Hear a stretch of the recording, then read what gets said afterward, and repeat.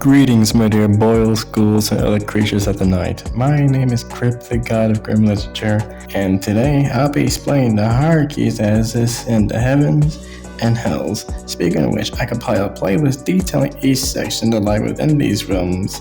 The link is in the description. With that said, let's get started. The Divine Council is the highest hierarchy in all of creation.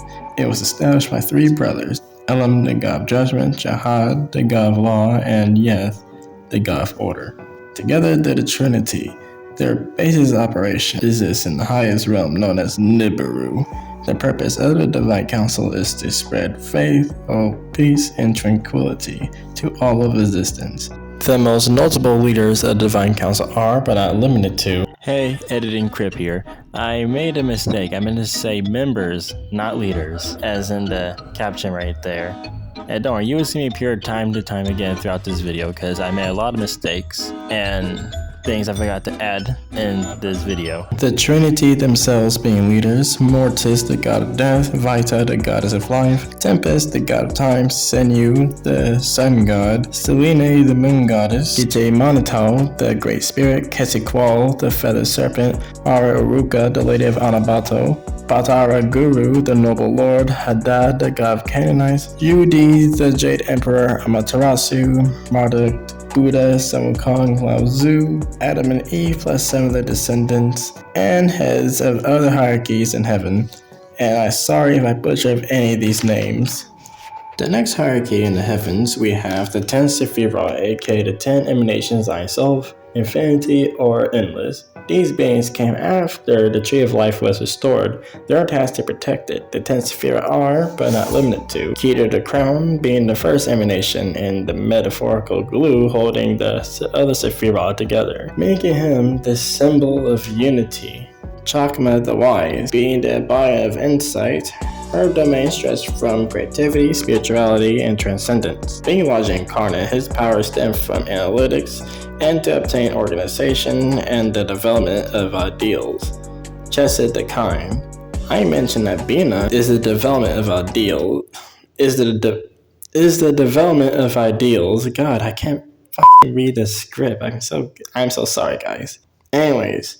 Bina is the development of ideals, while Chesed is the idea of loving kindness between individuals, as well as being optimism, generosity, principles, attentiveness, and what it is to be sociable. Gavarna the Judge. Gavarna has the authority over discipline, restraint, calculations, and awareness. Teferet the Glory. This Sephiroth has the attributes of empathy, harmony, and balance. Nessa the Victor is the power of determination to battle against all odds. He's very persistent and daring according to Elder Sephiroth. Had the Splendor. She's the principle of humility, devotion, accommodation, and gratitude. Yesed the Foundation, the vessel of action, the power of focus, and the formation of relationships. Yesed is the embodiment of selflessness, loyalty, and altruism. And finally, but not the least, we have Shakina. Despite being one of the 5 feminine Sephiroth, she is actually the symbol of kingship and kingdoms as a whole. Shakina has some authority over physical matter. Similar to Yesed, she is the vessel of action. However, Shakina particularly embodies the verbal and physical actions, giving her some reign over communication and leadership. Oh, and before we move on, the 10 Sephiroth are not gods, nor they're just simple emanations, but they're the chains linking the physical realm to the metaphysical ones above. Now with that said, let's move on to the other hierarchy in heaven, which are the 7 heavenly virtues. This hierarchy is in charge of heaven's government and are trusted with its military and armies, while the powers themselves are in charge of its policies. The 7 heavenly virtues shall not be confused with the actual virtues. There are actually 7 distinct archangels imbued with divine capital nobility by the virtues themselves. The 7 heavenly virtues are Archangel Michael, virtue of humility. As heaven's grand warrior, he's protector of humans and guardian of holy places. Not only that, but Michael is also the leader of heaven's armies and the one in charge of heavenly virtues. Archangel Gabriel, the virtue of charity. His main role is to be the messenger from the heavens, essentially being heaven's representative. Archangel Raphael, the virtue of temperance. He's the one in charge of heaven's physicians and all things healing. Archangel Uriel, the virtue of patience. He's a celestial being related to the sun, fire, light, and knowledge. Archangel Jophiel, virtue of chastity. She's the guardian of wisdom associated with the concepts of beauty, love, understanding, and judgment. Archangel Sariel, the virtue of kindness. Associated with death, he watches over the spirits that ascend to the heavens and prevent new ones from sinning. Archangel Camiel, the virtue of diligence. Not much is known about him, but this angel is linked to rage, fire, war, strength, and courage. He upholds justice on earth and in heaven by all means. Despite listing the 7 here, there are actually 3 extended members, one of them being Archangel Zachiel, the virtue of righteousness. Little to no information about him has been shared as well, but other records suggest that he's analogous with freedom and mercy. Zachiel is the one that maintained peace between heaven and earth. And Lord Metatron and Lady Saldalfan, both of them being their supervisors. Just below the 7 heavenly virtues and 7 extended members, we have the 72 angels of Shem, aka the explicit names. If you haven't heard this divine hierarchy before, don't worry, neither have I while researching this video. They are the little words of the deity Shem Hermapharaj, who gave us eternal life during the second cataclysm, aka the Titan God Wars. These words were given shape through the Aeon logos, often described as celestial spirits and angels. Each one of their names were picked through the tetrahedron. I put it on screen right now, right there. See that? Most, but if all of them, held mathematical/alphabetical significance, plus a strong connection to alchemy and astrology. The one in charge of the explicit names is Venua, the exalting god. Correction, it's unconfirmed who is in charge of the explicit names, but many believe that it is Venua because he's the first of the 72. Up next, we have the last hierarchy of heaven. We have, the angelic hierarchy. It is solely comprised of angels divided into choirs such as guardian angels, archangels, malaks, cherubim, ophim, seraphim, dominions, powers, principalities, virtues, watchers, chakadiri, imperiums, and more. I will touch upon this topic in a future video, but just know, despite all of them being separate into choirs, they all work together to aid the heavenly and earthly hosts. The ones running the angelic hierarchy are Lord Metatron and his wife Lady Saldalfan. I'll keep this one brief. It's unclear that there are any hierarchies in purgatory. Even in the heavenly host secret records about purgatory, never seem to mention them. With that taken care of, let's discuss the main hierarchies of hell, starting with the Stygian Council, an obvious antithesis to the Divine Council. Their basis operation are in the lowest realm, known as Tartarus, specifically in the city of Pandemonium. The members of the Stygian Council comprise of demonic gods, chthonic rulers, infernal nomen, devils, and a few monarchs. The said members of the Stygian Council are, but not limited to, Hell Lords, Mephistopheles, the Lord of Contracts, Alistair, the Lord of the Mallee Branch, Abaddon, the Angel of the Abyss, Zariel, the Fallen Angel of Combat, Moloch, the God of Child Sacrifices, Boogeyman, the God of Fear, Saklas, the Chief of Archons, Samuel the Blind, the Lich God, Apep, the Slithering Chaos of Darkness, and several more. The heads of the Stygian Council are Halo, the god of evil, and his wife, Lilith, the goddess of lust and envy. Moving a little lower on Hell's hierarchy, we have the Citra Aura, aka the peels, shells, husks, or odors of Callioth. The last one being my favorite. The Citra Aura's members emanate a tree of death, and they must protect it. 8 of them are emanations, but 2 are just demons. But moving on, they're the opposite of the Sephiroth in heaven. Each one of them represents dark spiritual forces. And the said members are, but not limited to, Thamiel, the twin-headed beast.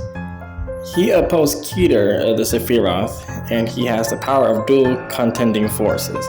Gagiel the Hinder, the correspondent to the Sephiroth Chakma. She represents lies and material appearances. Sathriel, the concealer. Gaashibla, the smitter, and oh my god, I butchered that name so hard. Anyways, Gaashibla the smitter. While Chesed represents loving kindness, Gaashibla represents misguidance and imbalance. Okay, this one is somehow harder than the previous name.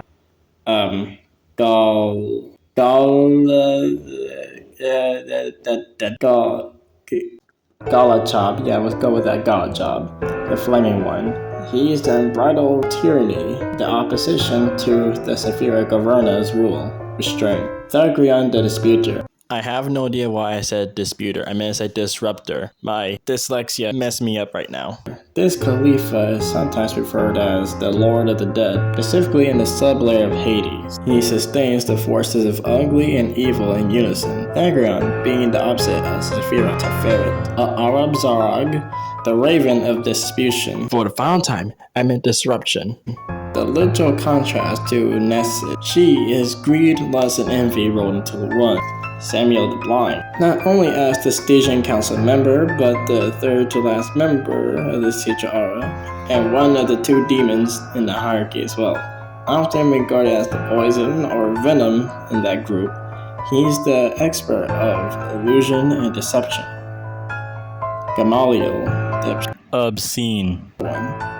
Gamaliel is the foundation of the Sidra'ara, similar to the previously mentioned Arab Zagarag. He represents unconscious sexual desires, and he has the power of dark dream. Now, the last member of the Sidra'ara, we have Namath, or most commonly known as Nama, is the queen of the night, and she's also a few mates of the previously mentioned Samuel. Nama is the only demoness in the hierarchy as well. Nama shall not be confused with Lilith or one of her relatives. She's merely her associate. Nama herself is a representative of materialism. Now we have the 7 deadly sins. I already talked about them in the 9 Rings of Hell Explained video, the link in the description. But what I haven't told you is that they're the heads of Hell's government, including pushing policies and laying down laws for its chaotic lands. Lucifer, the devil of pride, leader of the deadly sins, and sole emperor of Hell. He has full sovereignty over other devils. However, Lucifer had an answer to his master Halo and the royal family. Satan, the devil of wrath. He's the second in command of the deadly sins and arch-king of hell. Satan works under or with Lucifer as sovereigns for other devils. Beelzebub, the devil of gluttony. Despite being the chief lieutenant of the deadly sins, he is considered as the filthiest amongst them. Beelzebub is also the prince of demons, and as the sin of gluttony, he has full control over the culinary arts in hell. Leviathan, the devil of envy. The Grand Admiral and the most destructive amongst the other sins. He personally makes molds of weapons for soldiers in hell. Asmodeus, the devil of lust. He's elected as the ambassador for the deadly sins for his lust of knowledge. However, he's the weakest amongst the other sins in a hierarchy, for him being relatively harmless despite being the little prince of hell. Belphegor, the devil of sloth, also known as the Lady of the Gap. She is also the laziest governor of hell to be ever recorded. She never got her hands dirty to complete a task. Instead, Belphegor used her legions to do them for her. To the point of overworking them, Belphegor is also known as the Lord of Openings because she can unlock passages to hell. Mammon, the devil of greed, the 7th member of the 7 deadly sins and the wealthiest within a hierarchy. He invented hell's currency. Mammon is also the governor of hell's economic system, but he's mostly known for being the lord of gambling, and he never lost a bet, except for that one time in Georgia. There's one extended member of the 7 deadly sins, which is the spirit Azazel. He embodies the sin of injustice. As the chief governor of hell, he teaches newer Hell Knights to fight against the forces of heaven. There are many rumors surrounding Azazel, one of them being that some of his teachings made it to the jinns, and all of these members became the sins that they embody through their masters Halo and Lilith. Below the infamous 7 deadly sins, we have the obscure 6 great officers. These officers have the authority over Hell's militaries. These officers are Lucifuge Raphael, the Light Fleer, the leader and prime minister of Tartarus. He's also one of the oldest and potent devils in hell. As one of the many symbols of greed, Lucifer himself appointed Lucifuge as hell's grand treasurer. Satanagia, the Grand General. He ruleth 54 legions of demons, and he's the master of manipulation. Argalartep, the Commandant. As one of many Lucifer's direct servants, he was given the power to uncover secrets. Flaherty, the Lieutenant General. Unlike the other great officers that serve Lucifer, Flaherty serves Beelzebub as his mad scientist of hell. Sarkatanus, Burgundy Major. Despite having no legions of his own, he makes up for it with his magical abilities to control minds and steal others' abilities. Nibiru's the Marshal and Inspector General. The sixth of the six great officers, he shall not be confused with other demon Nibiros, nor the Gnostic deity Nibro. Nibiros has 19 legions underneath its rule, and other information about him is unknown. Now the second to last on our list, the Goetical Authorities, but better known as the Ars Goetia. They're a group of 72 devils, or demonic spirits, with their own separate strengths, weaknesses, legions, ideals, and noble houses. They too have the ranks of kings, princes, dukes, earls, marquises, counts, knights, and strangely presidents. However, a handful of Goetians get to have more than one rank, and no, I'm not going to explain all 72 of them, that would take too long. But just know that there are well-known hierarchies in hell, and many sorcerers call upon the selective members of the Ars Goetia for personal gain. Plus, they are much easier to invoke than others.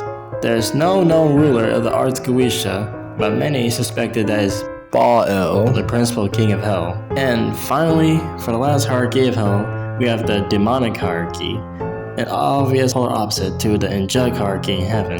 They are demons, separated into distinct groups, which are imps, devils, archdemons, incubi, succubi, sheedom, fiends, hellhounds, and so on. I'll explore upon this in a future video, but just know they too get to have more than one rank. Now with that said, this video has come to a close. This has been Crypt signing off, and I love you all cosmically. Man, that was a long video to make. Now I'm going to bed. I'll deal with that later.